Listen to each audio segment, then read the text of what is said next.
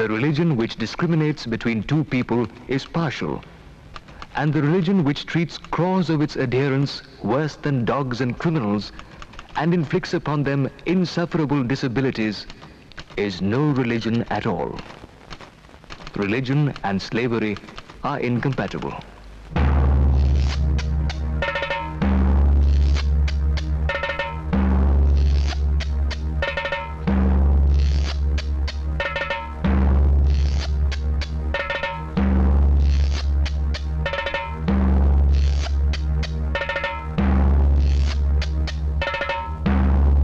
There cannot be a more degrading system of social organization than Chaturvarnya.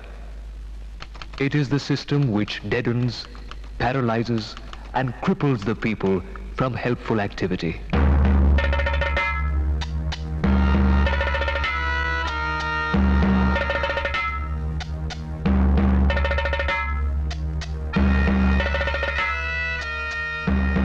For centuries, they lived like this, in perpetual penury and social slavery. They were at the bottom, a part of the Hindu social order, and yet they were forced to live away from habitation. The untouchables of India, the pariahs of Hindu society, their humiliation and degradation ordained by Manu, the great lawgiver.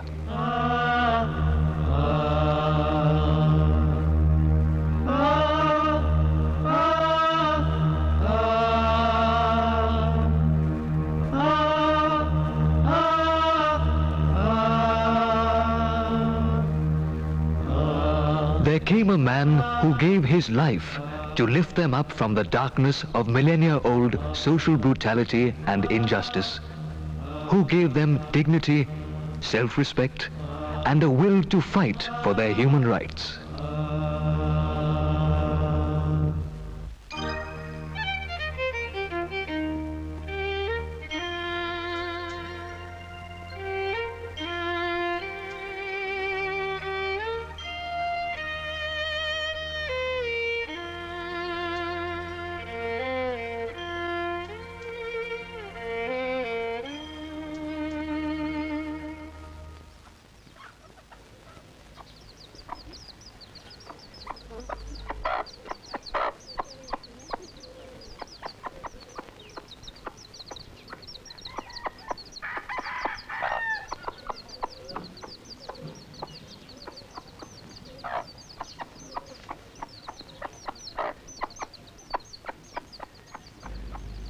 His decrepit ancestral home at Ambadve in coastal Kolaba district of Maharashtra and the stark locality and silent tombs of his ancestors at nearby Dapoli may have a story to tell. A story of brutal social exploitation sanctioned by religion and the sacred scripts, of miseries imposed by a perfidious and inhuman social system.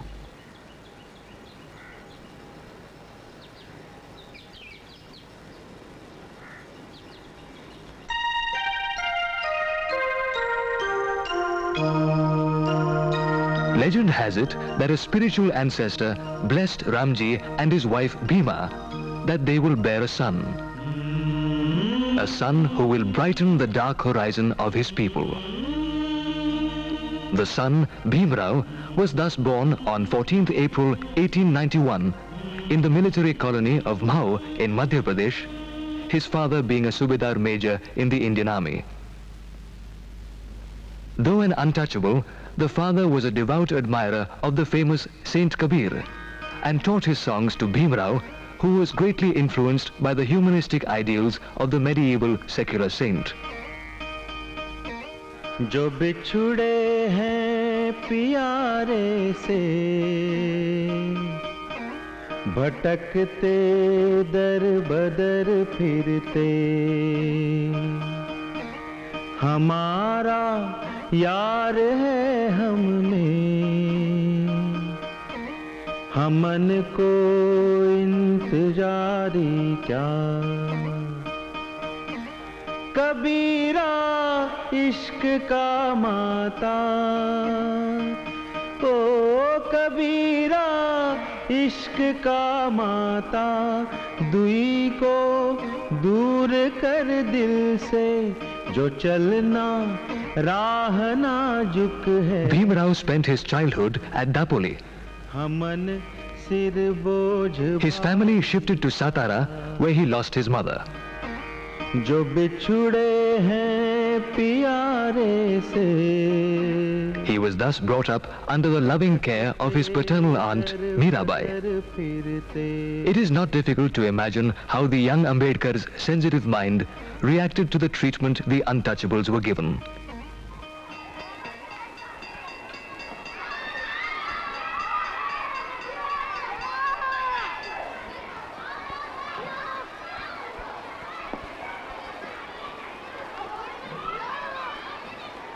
In school, the teachers were kind and compassionate.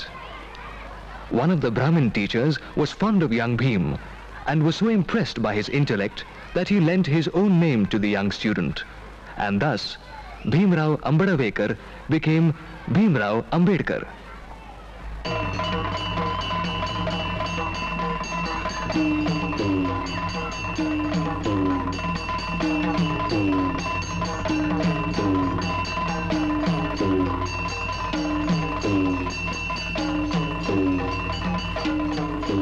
Nevertheless, caste discrimination was galore.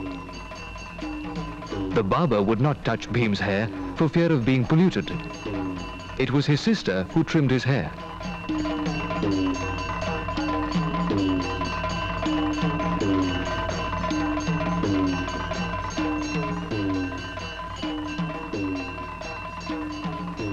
Bhim and his brother were made to sit outside the class on gunny cloth, for they felt their touch would pollute the other high caste students and the teachers. Bhim could not drink water from the common pitcher. Learning Sanskrit was taboo for the untouchables. The orthodox teachers dared not allow young Bhim to learn the language of the Vedas. Later, in the cosmopolitan Elphinstone School at Bombay too, Bhim had to suppress his fervent desire to study Sanskrit and was forced to take Persian instead.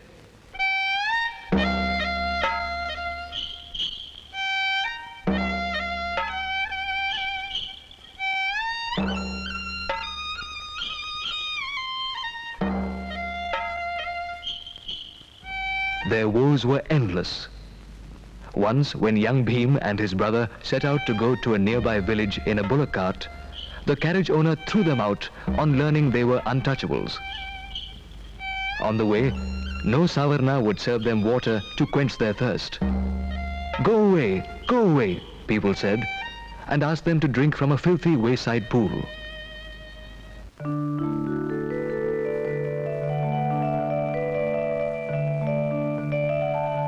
Despite the congested accommodation Ambedkar's family had in Bombay, first in Dabak Chaul and then in the Bombay Improvement Trust Chaul, surrounded by the labor area and the underworld, young Bhim pursued his studies diligently, often sleeping in the company of goats, reading in public parks and under street lamps. Once, when Bhim Rao was asked by the teacher to solve an example on the board, the panic-stricken Savarna boys scrambled first to remove their tiffin boxes from behind the blackboard to prevent them from being polluted. Turn in any direction you like. Caste is the monster that crosses your path. You cannot have political reforms unless you kill this monster. Ambedkar was married immediately after his success in the matriculation examination in the Baikala public vegetable market.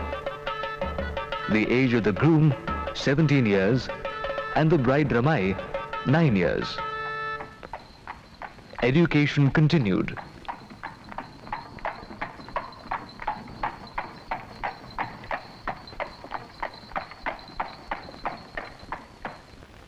After graduation, he served the progressive-minded Maharaja of Baroda, Sayaji Rao Gaikwad, who provided Ambedkar with a scholarship to go abroad. Before he set sail, Ambedkar lost his father.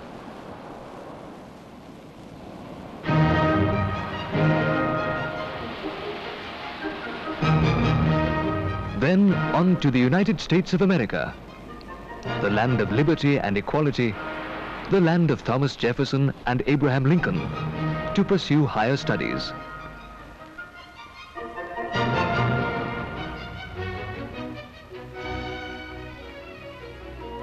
Columbia University, New York.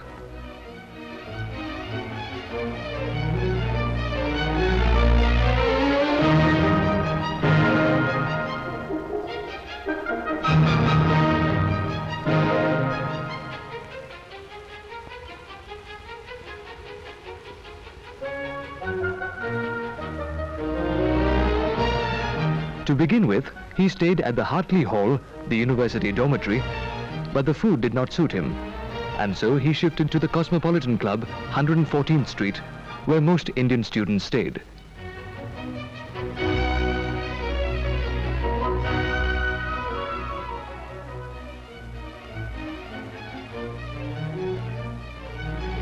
And then at the Livingston Hall dormitory, with a kind and very helpful Parsi friend and admirer, Naval Bhatena.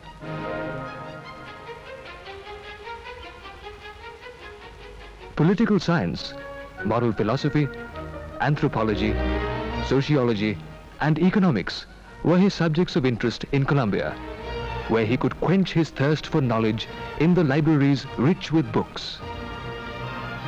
Ambedkar had a passion for knowledge and an obsession with books. Above all, he knew he must study hard to fight his battles back at home. He drove himself to keep a punishing schedule, foregoing all the comforts, spending all of his time in libraries burning the midnight oil. Often he sustained himself on a loaf of bread and a cup of coffee. He had to save a considerable amount from his paltry scholarship to remit money to his family in India. Eleanor Zelliot, a noted scholar of Ambedkar's writings and Dalit literature, says, 1913-1916 were Columbia's glory days. It was the most distinguished center of learning, I think, in America. He studied with many distinguished teachers. Perhaps the most famous is John Dewey, America's best-known educator. Pragmatic, in love with democracy, a world traveler, Ambedkar remembered John Dewey all his life, and at the end of his life used to imitate his teaching style. He even quoted Dewey. Dewey said, "Every society gets encumbered with what is trivial, with dead wood from the past, with what is perverse. Society must not conserve everything, but only the things that make for a better future."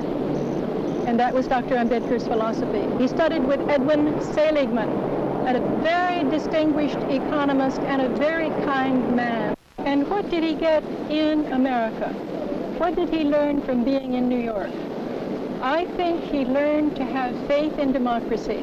New York was growing, New York was exciting, New York was dangerous.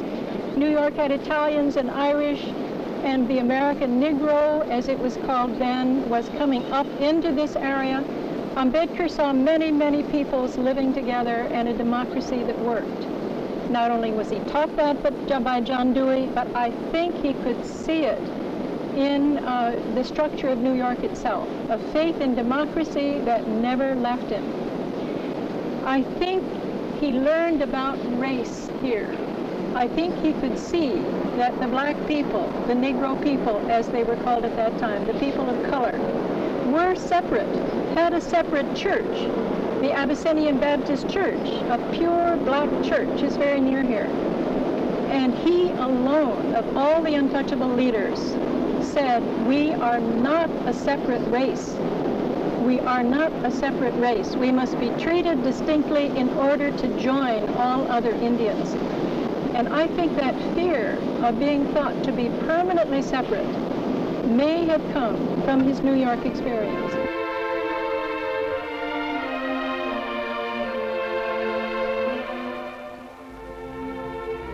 Professor Ainsley T. Embry, Columbia University, an Indologist of repute, says, when Ambedkar came to Columbia in the years before the First World War, the dominant intellectual influence here was represented by John Dewey. John Dewey's ideas in education were extraordinarily influential. He regarded education as basically concerned with creating democracy. He was very strongly against the old idea of education as perpetuating tradition. He was convinced that what had gone wrong with Europe was an emphasis on transmitting the past. And his argument was that we should give to children only what will be useful to them, only what will help them lead better lives. So to him, education and democracy were inseparable. Now, along with this was an enormous emphasis on equality. Now, this again is part of the dominant ideas of the United States in those years. There was a great deal of anti-European feeling. And it's interesting in some of Ambedkar's early writings, his academic writings.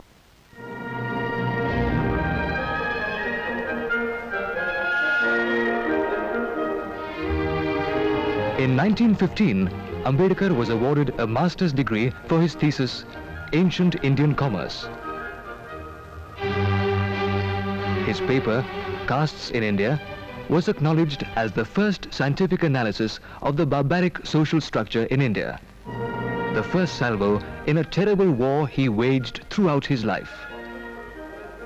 Soon after this, he was awarded the Doctor of Philosophy degree for his thesis, The Evolution of Provincial Finance in British India.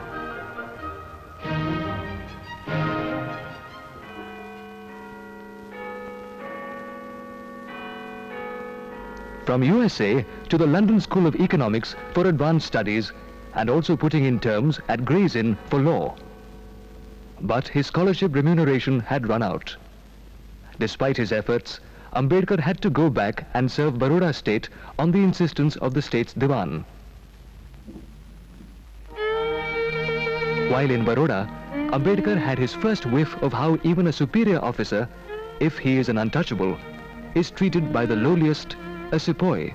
This learned man, who had earned a doctorate from an American university, could not secure decent accommodation. He was literally thrown out of hotels and even from a Parsi guest house. So humiliating was the treatment meted out by the high caste staff to this senior official of the Baroda state that Ambedkar returned to Bombay disgusted. And thus ordained Manu, an untouchable, howsoever old and venerated he is lower in stature than the lowest of the caste Hindus, men, women, and infants.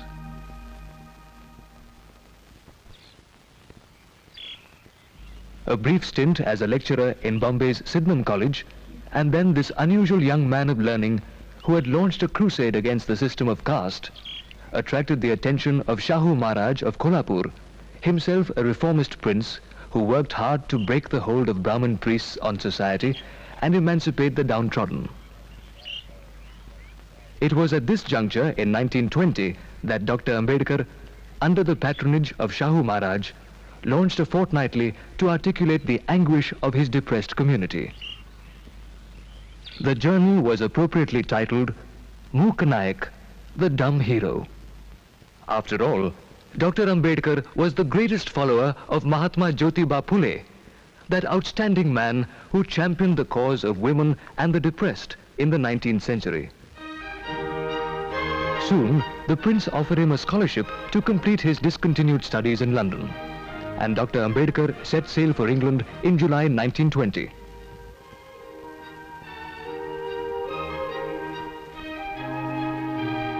While resuming terms at the London School of Economics and Gray's Inn, Ambedkar turned his full attention to general reading, giving a free rein to his avarice for knowledge and books.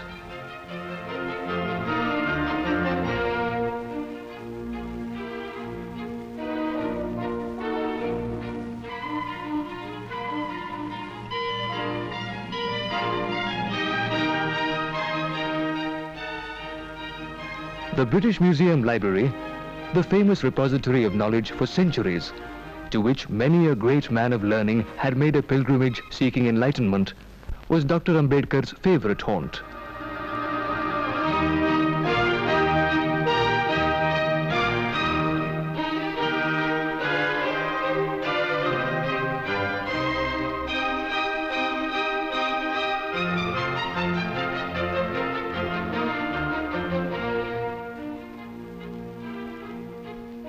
Ambedkar virtually starved himself to buy books.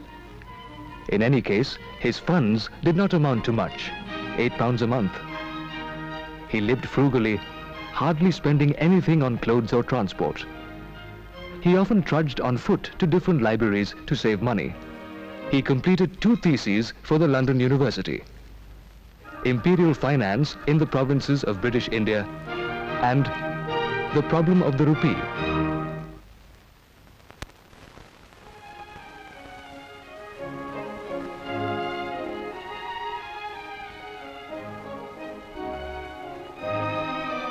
In London, Dr. Ambedkar simultaneously put in terms at the famous Gray's Inn.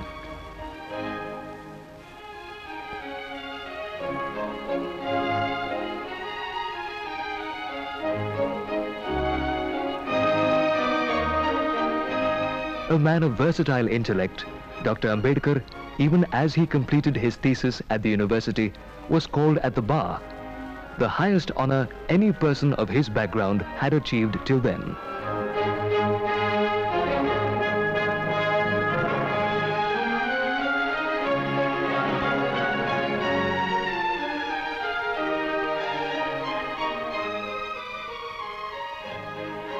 And although fully immersed in this academic pursuit, Dr. Ambedkar never for a moment could forget his people back at home.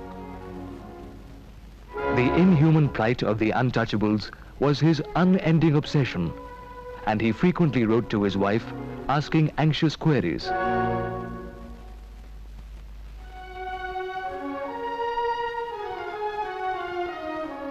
Dear Ramu, I am writing this letter from a distance of 3,000 miles. I know my absence has thrown a very large responsibility on you, but I am sure you will bear it with fortitude. Be sure that our children study hard.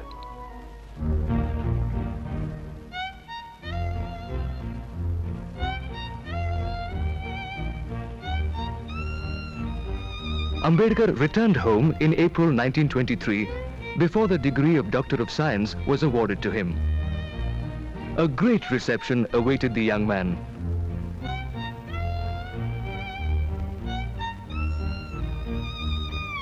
From then on, while practicing law in the Bombay High Court, he plunged headlong into his life's mission to uplift the untouchables, to educate them. To achieve these goals, his first organizational attempt was the establishment of the Bahishkrita Hitkarani Sabha, an organization for the welfare of outcasts.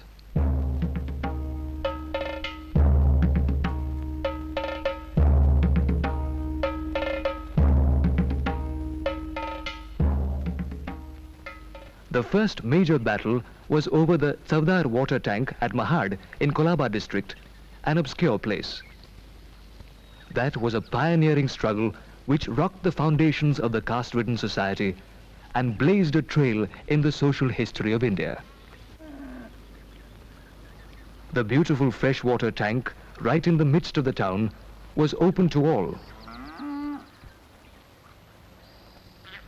Savarna Hindus, Christians, Muslims, Europeans, cattle, dogs and birds could freely draw water from this tank, except the untouchables, the Shudras, the low-caste Hindus, who worshipped the same gods as the Savarna Hindus did. By a Bombay Legislative Council resolution of 1923, the tanks should be open to all. But it was not so. A conference of untouchables was held at Mahad on 18th and 20th March 1927, which heralded the beginning of the struggle.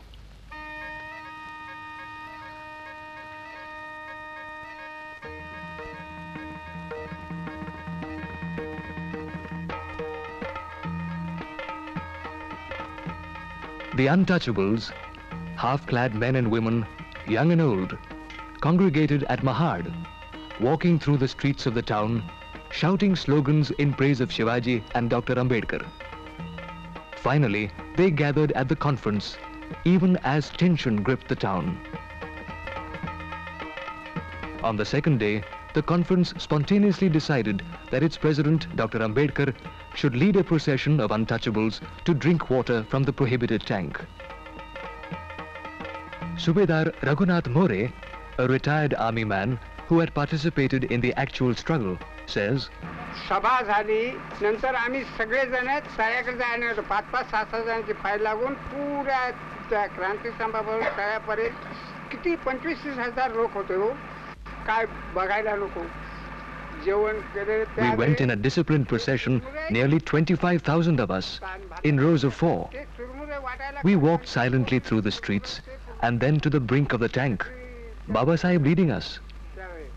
आणि त्या सगळ्या जनतेच्या सामने सगळ्या या गोष्टी झालेल्या आहेत.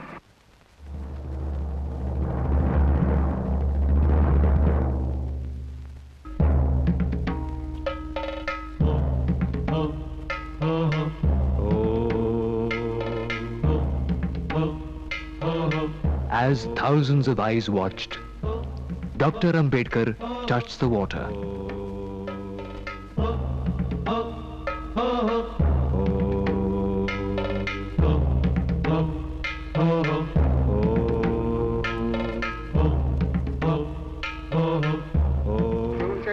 मग बाबांच्या बरोबर आम्ही तळ्यावर गेला आणि तळ्याचं पाणी बाबा शिरले तर एवढ्यात गोंधळ तिकडे स्वर्ण हिंदूंनी त्यांचे जे गडी होते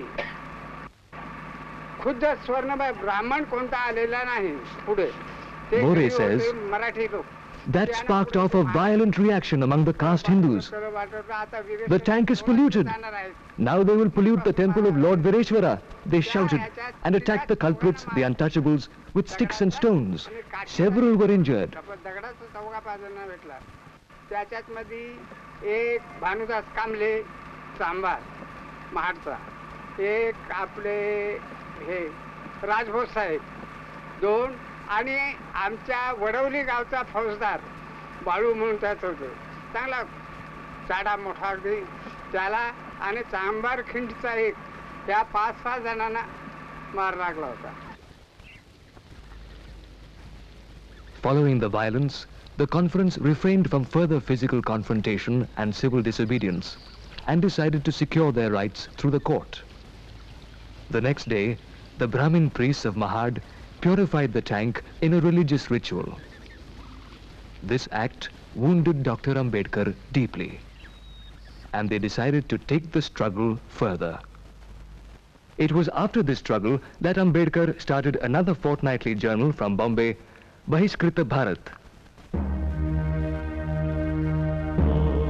It was part of the Mahad campaign that on December 25th the same year, under the leadership of Dr. Ambedkar, the second conference at the same spot ceremoniously burnt the Manusmriti.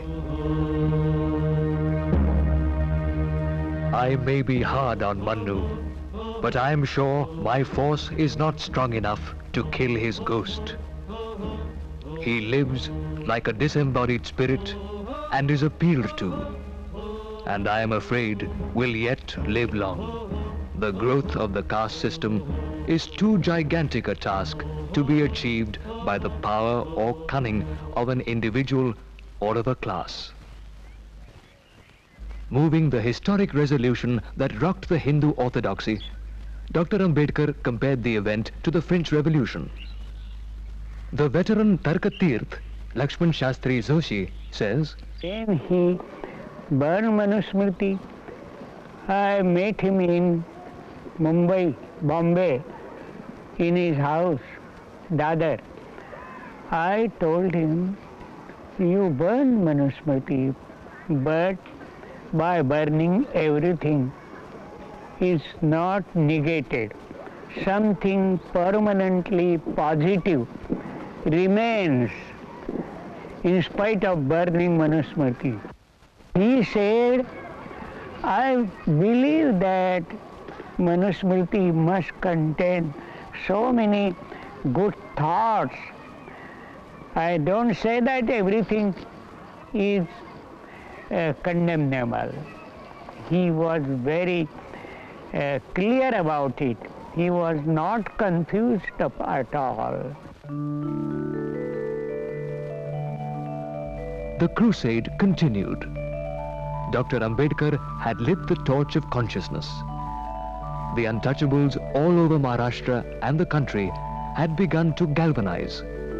In 1926, he was nominated by the governor to the Bombay Legislative Council. As a conscientious legislator, Ambedkar applied his erudition and legal knowledge to champion the causes of the lowly and the poor.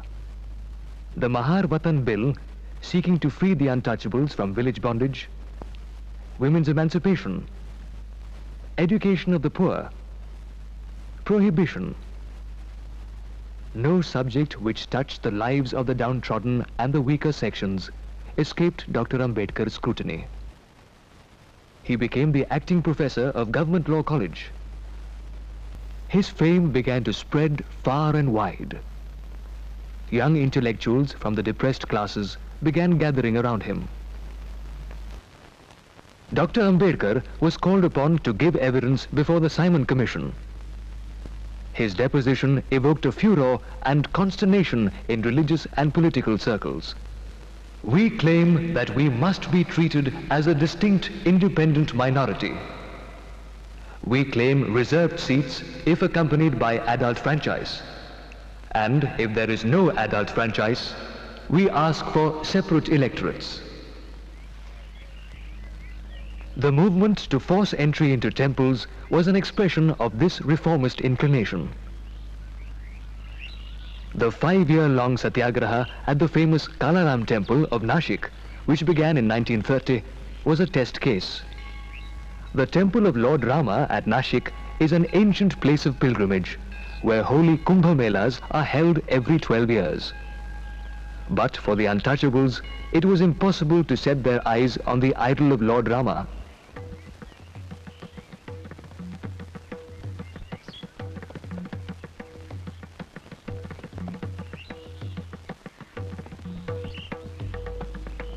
The depressed classes of Nashik formed a Satyagraha committee under the leadership of Bhaurao Gaikwad to participate in the struggle under the guidance of Dr. Ambedkar. म्हणजे जवळजवळ 15,000 लोक या सत्याग्रहाला सामील झाले. लोक म्हणजे मुलं, स्त्रिया, पुरुष, म्हातारे, वारकरी, त्याच्यानंतर बैरागी मोठा जयघोष करीत चाललेले होते आणि लोकांच्या अंगामध्ये इतका संचारलं होतं सत्याग्रहाचं वारं की ते अतिशय आनंदाने आम्हाला आताही कुठे पकडण्याचा हरकत नाही, पण बाबासाहेबांनी सुरू केलेला सत्याग्रह अत्यंत महत्त्वाचा आहे आणि आम्हाला आमचे हक्क बाबासाहेब म्हणतात त्याप्रमाणे मिळालेच पाहिजे असं सगळ्यांचं म्हणणं. आणि गाडी म्हणत चालली, जयघोष करत चालले. लष्करी बँड पहिल्यांदा होता लष्करी पद्धतीचा, त्याच्यानंतर मग बालवीराचं पथक होतं. One of the Satyagrahis in the forefront, Shantabai Dani, says, men, women and children, Bairagis and sannyasis, inspired by Dr. Ambedkar, marched on, singing songs and joyful religious dhuns. They were ready to sacrifice their lives to earn their rights. Then suddenly, stones began showering on the Satyagrahis. गंगेकडे निघाले, राम मंदिराकडे निघाले, मध्ये जरा दगडफेक झाली. Tension mounted in the city. The untouchables decided to lay siege to the temple.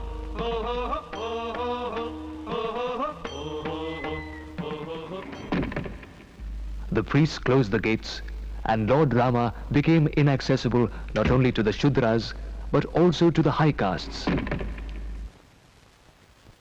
The siege continued. As the birth anniversary of Lord Rama drew near, a compromise was reached. The ritual Ram Rath on that day would be pulled both by the Savarnas and the untouchables. त्याच्यानंतर 3 तारखेला रथ ओढायला सुरुवात झाली. रथ ओढायला सुरू झाले तर अर्धे लोक तिकडे आणि अर्धे आमचे एका जोडीला लागले, परंतु त्या लोकांच्या मनातूनच नव्हतं का आम्ही लोकांनी रथ ओढावं. The Satyagrahis recalled the drama even today. It appeared that the Savarnas had no intention of allowing us to touch the divine chariot. They started throwing stones. I was hit by a stone and started bleeding profusely, but I would not leave the procession. The prolonged Satyagraha evoked retribution against the untouchables all over. But the Satyagrahis were undeterred. the temple remained closed for a whole year, and the agitation continued till the end of 1935. Ambedkar found all doors of the Hindu religion closed to the untouchables. He soon lost interest in the temple entry movement. He told his people, "The object of the temple entry movement is good, but you should care more for material good than for spiritual food." One steadfast supporter of Dr. Ambedkar's reform movement was the veteran freedom fighter Vinayak Damodar Savarkar, interned in Ratnagiri.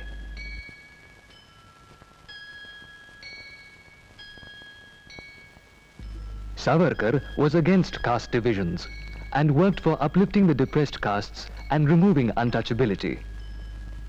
He wanted to invite Dr. Ambedkar to inaugurate an all-caste temple he built in Ratnagiri. Due to his previous engagements, Dr. Ambedkar could not make it.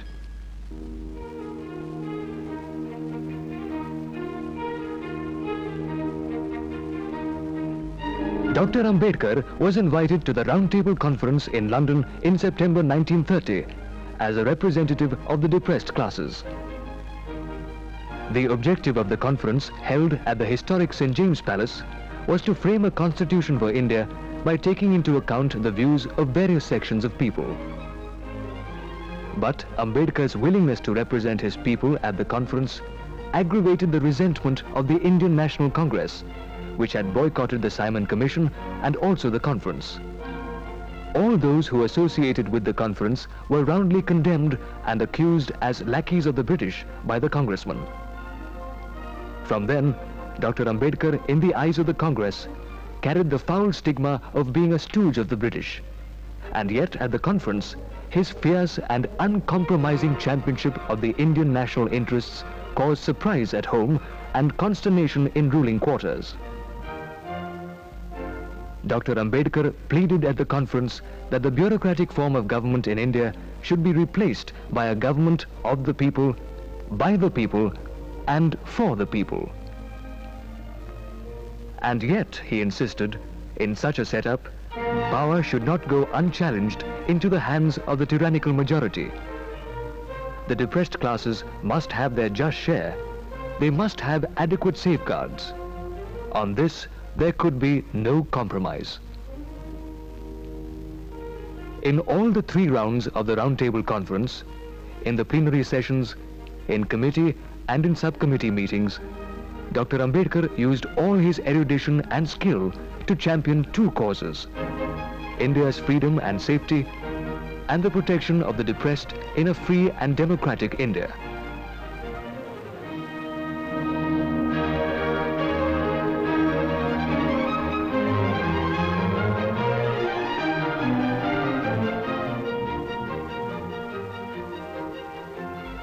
While in London for the Round Table Conference, Dr. Ambedkar stayed at different places, but maintained steady communication with his movement and followers through a flood of letters. His performance at the Round Table Conference made a deep impact on the intellectual and the political circles in England. Nobody could now ignore Ambedkar. Ambedkar's relentless espousal of the cause of the untouchables did have some effect. Mahatma Gandhi, who sincerely believed that it was not in the interest of the scheduled castes to stray away from the Indian political mainstream, was perturbed. He invited Dr. Ambedkar for a discussion to Mani Bhavan in Bombay. Gandhiji said, "It is really surprising that men like you are opposed to me and to the Congress. We are not prepared to have faith in great leaders and Mahatmas. Let me be brutally frank about it.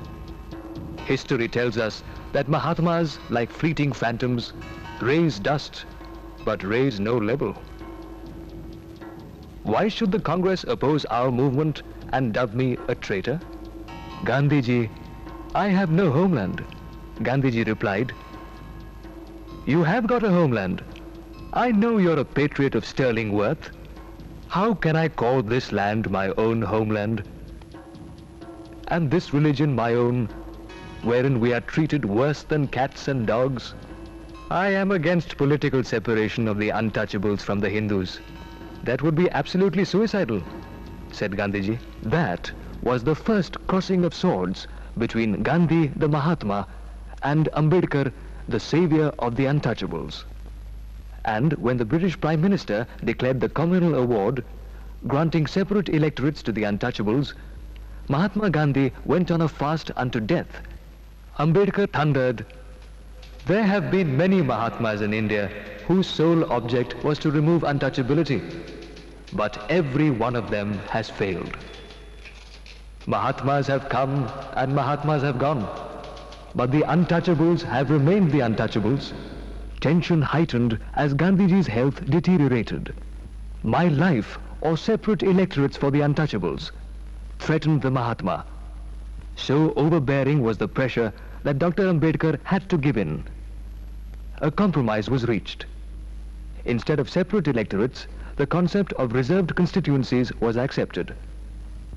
And then the famous Pune Pact was signed. Gandhiji ended his long fast. The confrontation symbolized the historic clash between the differing socio-political perspectives of the two great men. The nation heaved a sigh of relief, but the untouchables had lost a battle. At present, I am the most hated man in Hindu India. I am represented as a traitor. I am denounced as the enemy of the Hindus. I am cursed as a destroyer of Hinduism and branded as the greatest enemy of the country. But believe me when I say that when after some days the dust settles down and a review of the proceedings of the Round Table Conference is dispassionately taken by future historians, the future generations of Hindus will acclaim my services to the nation.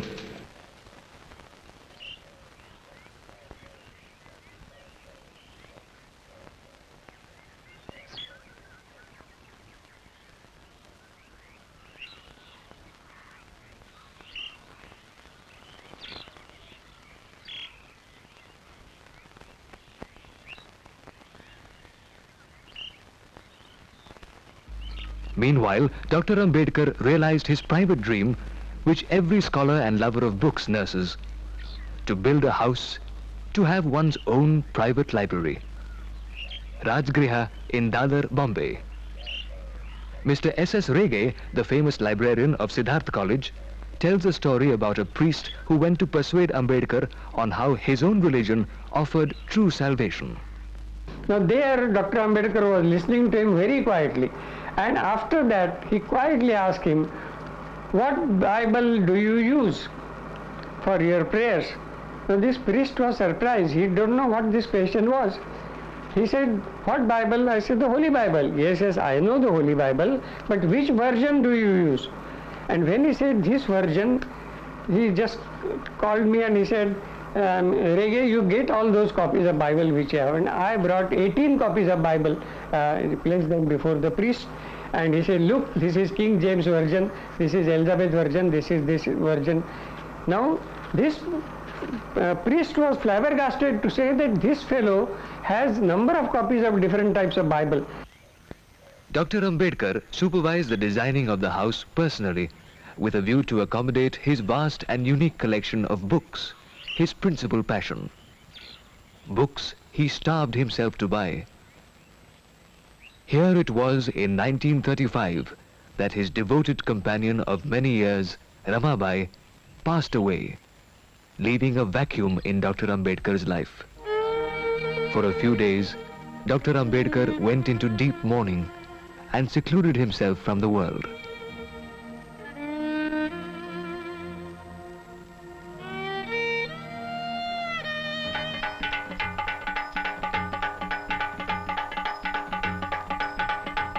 At the historic conference of the depressed classes at Yeola in October 1935, he gave vent to his frustration and for the first time publicly expressed his desire to leave the Hindu fold.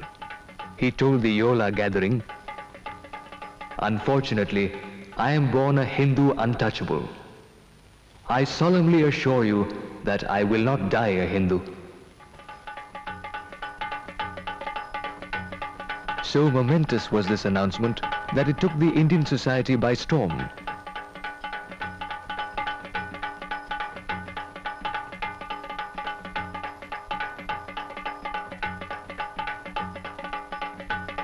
He was elected to the Bombay Legislative Assembly in the first general elections of 1935 as an independent Labour Party candidate.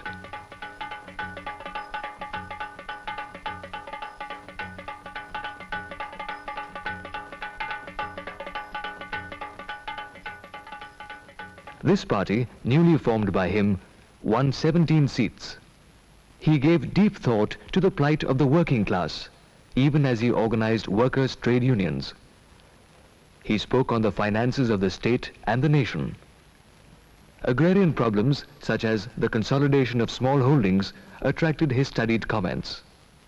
Mr. P.T. Borade, Dr. Ambedkar's close associate, says, Baba Saheb Ambedkar, as a matter of fact, wanted all injustices and exploitations existing in India be ended.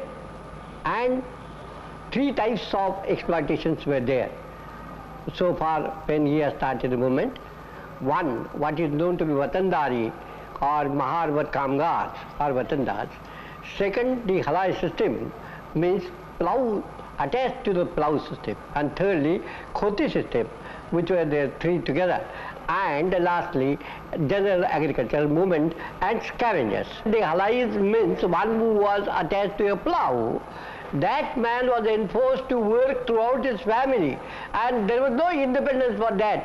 And the lands were they were sold along with the land, and thus that was the agricultural system must be ended.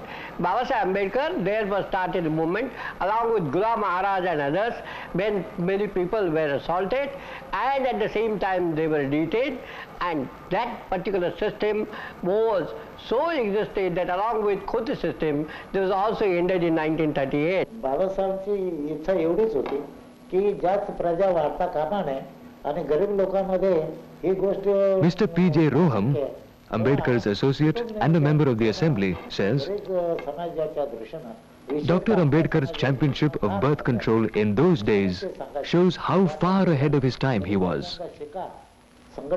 Lord Bottomley, member of the Parliamentary Committee visiting India, says, When I went to India in '46, he was a member of the Viceroy's Council and responsible for industrial matters. I was the only trade unionist on the parliamentary mission from this country, and it was natural that I would seek him out to talk about industry and related matters. I asked him about the trade unions, and he said he was keen to get trade unions established and was encouraging employers to recognise trade unions. He seemed very keen on that. He also told me he wanted to establish a minimum wage for workers. If I tell you that it was many years later that the British Labour Party embarked upon such a scheme, you'll see how advanced he was and his thoughts. In addition to talking about trade unions, we talked about industrial matters generally, and arising from that he said to me that it was his desire, he'd been reading about the social reforms in Britain as a result of the new Labour government, and he said he wanted to bring about social services in India following the pattern that was being established in Britain. Baba Saheb Ambedkar introduced the Labour Welfare Acts like Payment of Wages Act. Then also for the employment is concerned, he established employment exchanges today what we find for the employment is concerned, then education, housing, and also wages adequate to the standard of living. Through the hustle and bustle of his busy public life, the scholar and the public-spirited man in him produced several monumental works.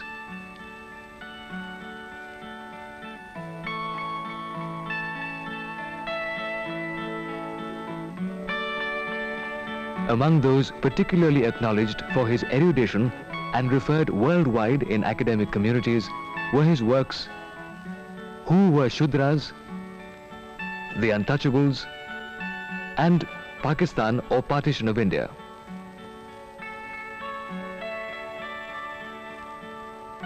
He specifically took time off to go to a secluded place in Ahmednagar to do research and write this book. Ambedkar was quite incisive in his views on Pakistan. The case made by Ambedkar was so formidable that hardly any matching retort came out. The book created a furor. Burying Pakistan is not the same thing as burying the ghost of Pakistan. So long as the hostility to one central government of India, which is the ideology underlying Pakistan, persists, the ghost of Pakistan will be there, casting its ominous shadow upon the political future of India. Education, in his view, was the major weapon to fight social evils. His long-cherished dream was fulfilled when he founded the People's Education Society and started Siddharth College at Bombay in June 1946 and later the Milind Mahavidyalaya, Aurangabad.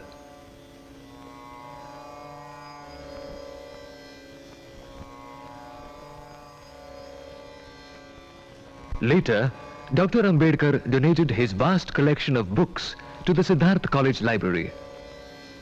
The huge library testifies to his wide range of reading.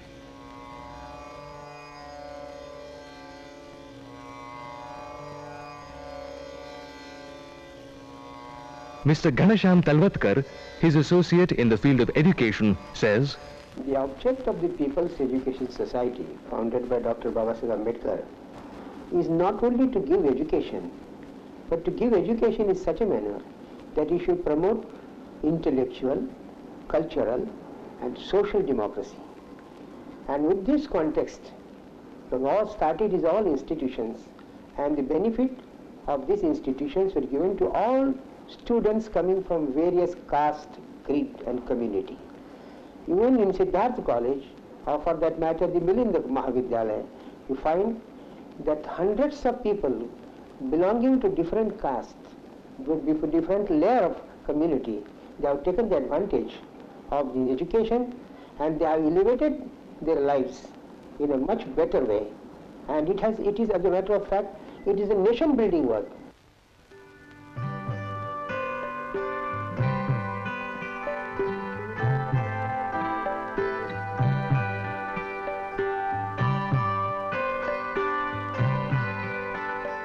He took a personal interest in designing and constructing the building and campus of the Milind Mahavidyalaya.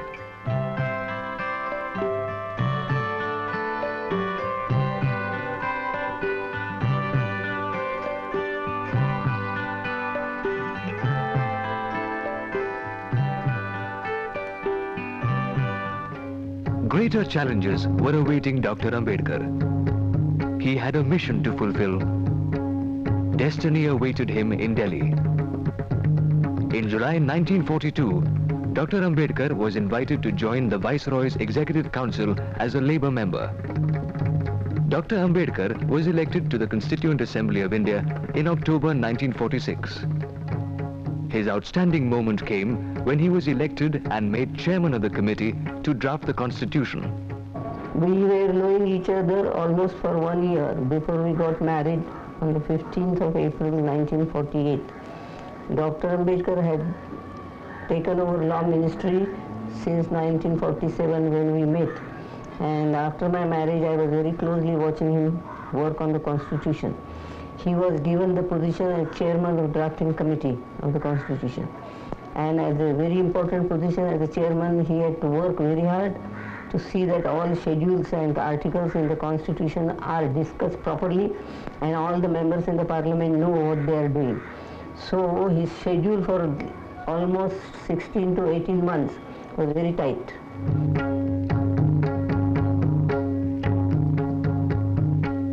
It was, however, ironic that due to want of backing in the Bombay Legislative Assembly, he had to be elected to the Constituent Assembly on the backing of the scheduled caste members of the Bengal Assembly. I know that today we are divided politically, socially, and economically. We are in warring camps, and I am probably the leader of one of the warring camps.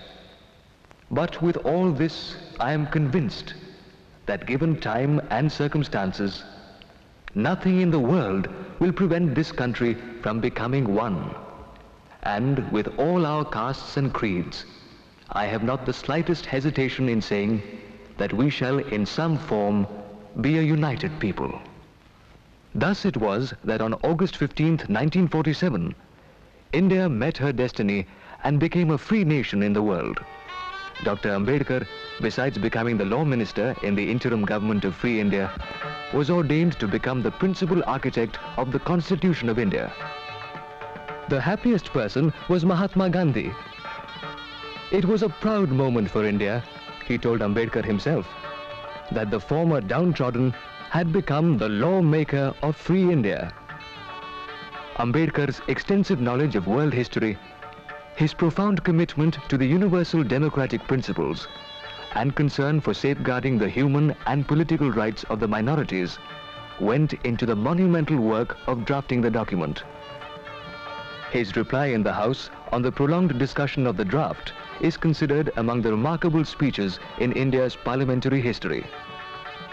When the Constituent Assembly, in the name of the people of India, adopted the Constitution with its 395 articles and 8 schedules on November 26, 1949, no less than Dr. Rajendra Prasad, President of the Constituent Assembly, and Pandit Jawaharlal Nehru, Prime Minister of the interim government, paid glowing tributes to Dr. Ambedkar.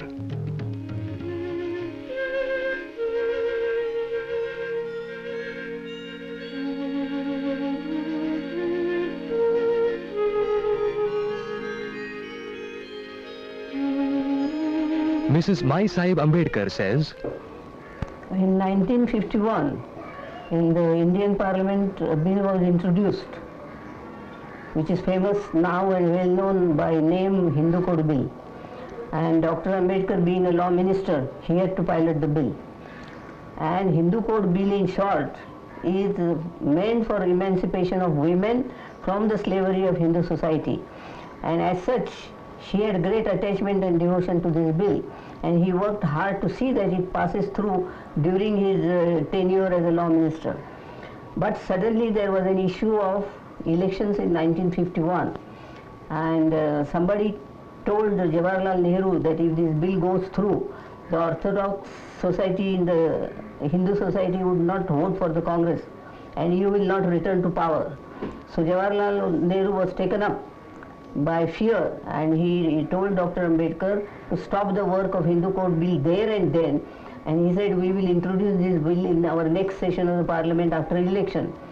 As I said, Dr. Ambedkar was so attached and devoted and dedicated to this bill because it concerned the women and their problem, and particularly he was giving an equal share to girls along with the boys in the estate and personal family matters in the house.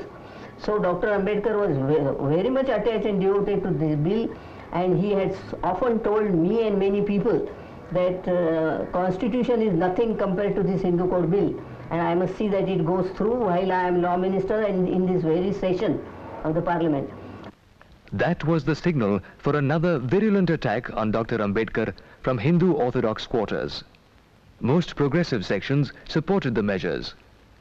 Ambedkar's view was that the bill codified and modified only certain sections of the Hindu law. The bill was essential for the unity of the Hindu society and the Indian nation as well. A disgusted Dr. Ambedkar finally resigned from the cabinet. I hate injustice, tyranny, pompousness and humbug, and my hatred embraces all those who are guilty of them. I want to tell my critics that I regard my feelings of hatred as a real force. They are the reflex of the love I bear for the cause I believe in, and I am in no way ashamed of it.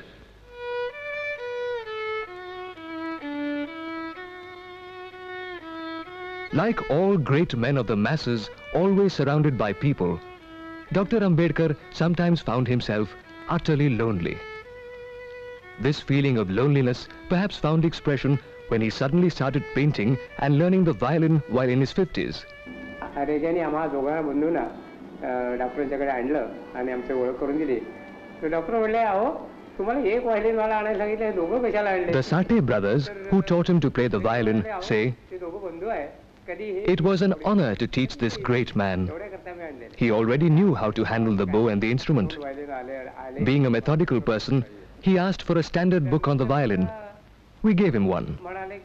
He read the book through the night and asked for a fresh edition of the book. We were surprised. त्याचं नाव the violin how to master it असं एक एवढंसं लहान चांगलं पुस्तक होतं ते नेऊन आम्ही त्यांना दिलं आणि ते रात्रीच वाचून काढलं. पहिल्या पानापासून शेवटच्या पानापर्यंत वाचलं आणि दुसऱ्या दिवशी आम्ही गेल्यावर विचारलं की काय तुम्ही जे मला पुस्तक दिलं त्याची एडिशन कितवी दिली. आम्ही कुठे एडिशन बघितली. तुम्ही अहो तुम्ही ती 86वी एडिशन आम्हाला दिली. एवढं बोलून थांबले नाहीत. म्हणाले का हो मराठीत एक तरी पुस्तक असं आहे का की ज्याच्या 2-4 एडिशन निघायच्या पुढे काही निघतात असं. नंतर मग म्हणाले की आता काय करायचं तर मग आम्ही त्यांना व्हायलिन कसं धरायचं कसं शिकवायचं. अहो म्हणले मी इंग्लंड अमेरिकेत व्हायलिन पाहिलेलं आहे मी बरोबर धरतो. मग त्यांनी ते धरलं बरोबर. He was very particular about his clothes. He wanted very spick and span design, very well fitting suits, and is particular about colors also. He had a tailor, a Mohammedan man, who used to design his clothes and see to that they fitted well. One particular thing about this tailor, he used to design and stitch clothes for the Viceroy and the Commander-in-Chief of the British days.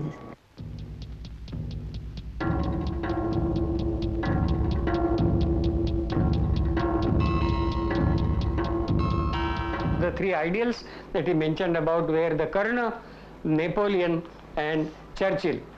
Now Churchill and Napoleon we may say one of his contemporaries in a way. But about Colonel, his father had instilled in his mind that here was a person who was all the way derided by people because he was the Sutaputra. But by devotion, by persistence, by penance in a way one can say, he concentrated himself on archery and earned the kundalas, Kavacha kundalas from the sun. Now here that his father had told me that you should keep this ideal before you. Never shirk, never be afraid, go ahead. Ambedkar, in 1935, he had made a pledge that he would not die a Hindu. 20 years had passed. The obduracy of the Hindu society had frustrated him. His health was failing. It was time to fulfill the pledge. His grandson, Prakash Ambedkar, says, the reconstruction of the society, he said, he has to be based on two aspects. One is the social aspect and the other is the religious aspect. He said while taking social aspect, we have to take the linguistic, regionalistic and his culturalistic view into consideration. In India, he said that every community that exists is at crossroad with each other. And he said where the communities are at crossroad with each other, they have their different perspectives and they have their different ideas before them which clashes against each other. And these clashes have divided the masses and the communities in India. What he emphasized was that India will consist of an heterogeneous mass. He wanted it to be converted into an homogeneous mass of state. Because he said unless India becomes an homogeneous state, it can't remain united. The second aspect that I was dealing was with religion. In India, the religion that exists and which formed the majority part, the Hindu religion as they say it, has an inbuilt system of inequality. He tried to reform it by reforming the principle of the Hindu tenements. But when he failed and the masses in India didn't respond to it, he went upon the next path which was left open to him. That is to renounce the Hindu religion and to accept Buddhist as a new religion and forming the Buddhist principles as the basis for the homogeneous state in India. At least a way has been set up by him to form the homogeneous part in India.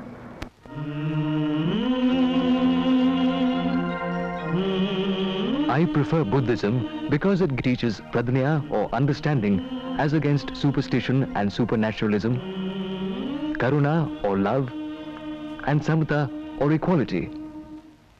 बाबासाहेबांनी ठरवलंच होतं, त्यांनी जाहीर करून टाकलं होतं की त्यांची दीक्षा मुंबईला होईल. परंतु मला वाटत होतं की मुंबई भारताच्या एका बाजूला पडतं आणि नागपूर हे मध्यवर्ती आहे. नागपूरमध्ये जनता, पुष्कळशी जनता बौद्ध धर्माकडे लवकर दीक्षा घेण्याच्याही तयारीत आहेत.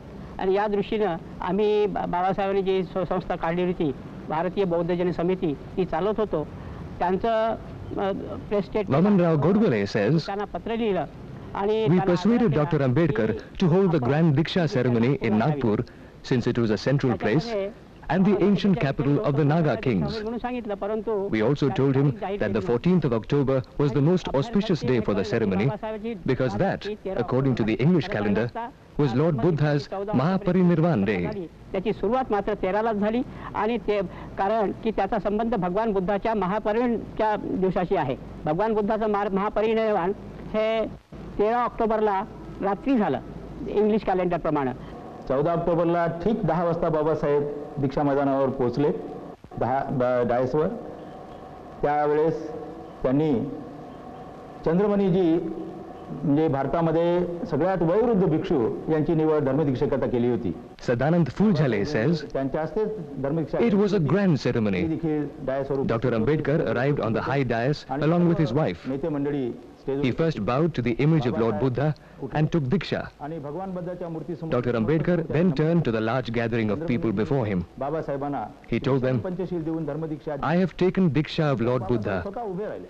Whosoever wants to follow me along the path of Buddha should stand and recite the oath. धर्मदीक्षा घेतली आहे. माझा नवीन The entire mass of people stood up voluntarily and recited the oath after Dr. Ambedkar in a spirited chorus. तर तुम्हाला तुमची मनात It is very rarely that a man witnesses such a grand event in his life. तुम्ही माझ्या समोर उभे व्हा आणि स्वतः धर्मदीक्षा घ्या. पाणाति पाता Vedmani शिक्षापदं समादयामि. Dr. Ambedkar's embracing Buddhism was an epoch-making event. It shook the Hindu society to its very foundations. Nearly 1 million untouchables accompanied Dr. Ambedkar on his new path. But more important than the numbers, the grand Diksha ceremony symbolized the denouncement of the Hindu caste system and the pernicious practice of untouchability.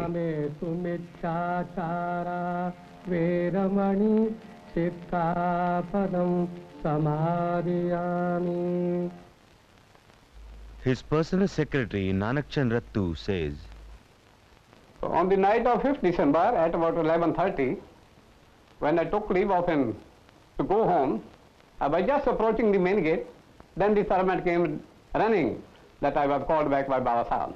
I parking my bicycle outside, I went inside and asked Baba Sahib what is the matter. He said, before going you do one thing, place that introduction and preface to the book Buddha and Dhamma on his table.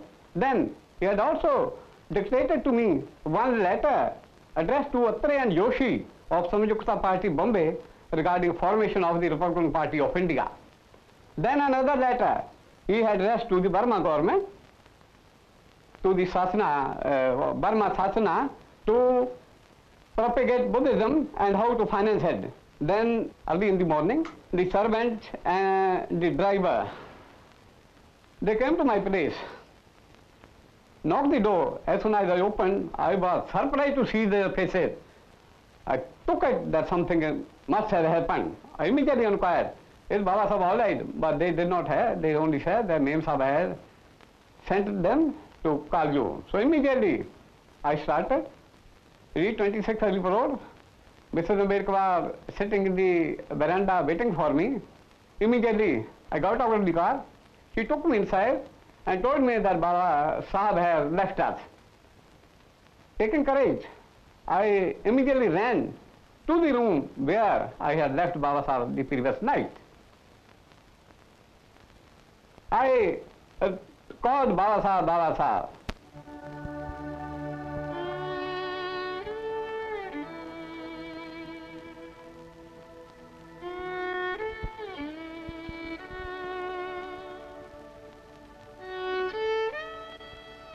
Thus ended on December 6, 1956, the great journey of one of the tallest sons of India.